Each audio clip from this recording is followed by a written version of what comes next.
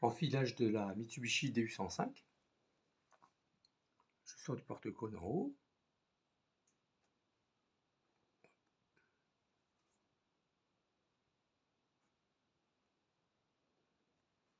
Les deux fois ne servent à rien, c'est pour en tentant double aiguille.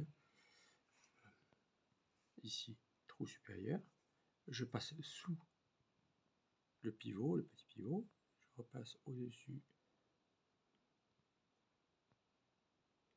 Comme ça.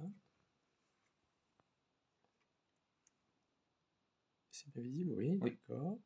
Je passe là, c'est classique. Derrière le ressort de rappel. Premier passe-fil, indifféremment le trou. Hein. Là, il y a deux trous, mais c'est absolument indifférent. Voilà. Passe-fil. Là. Attends. Ah oui, pardon.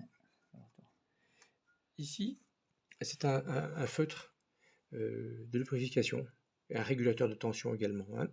Alors, dans certains cas, on peut mettre par exemple du silicone, ou dans certains cas, quand on coud des caoutchoucs et des choses comme ça, on peut mettre de l'essence de térébenthine aussi. Enfin voilà, hein, ça sert et ça fait régulateur.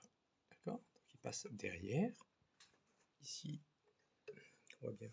Le dernier passe-fil est très important de la barre aiguille. Hein. Ok. D'accord? Très bien. Et de gauche à droite. Et de gauche à droite. Donc le long sillon de l'aiguille vient à la gauche et la petite encoche face au crochet côté droit. Bon, nous on a tendance à passer le fil dans le trou du pied.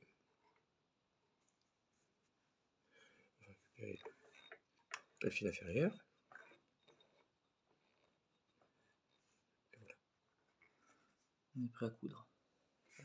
La tension est très très faible dans la canette, on va l'augmenter, simplement parce que juste avant on cousait avec un fil, c'était du 180 je crois, 180, qui est donc avec très fin. aiguille de 70. Donc, pour augmenter la tension, il y a deux vis. La première qui sert à fixer le ressort, et la deuxième qui sert à réguler la tension. On touche qu'à la deuxième. On touche qu'à celle-ci.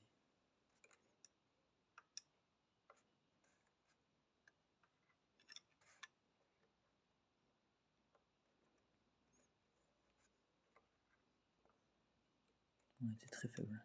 Oui, c'est une tension très faible en 200. Un mini-fil. Là, j'ai un peu trop.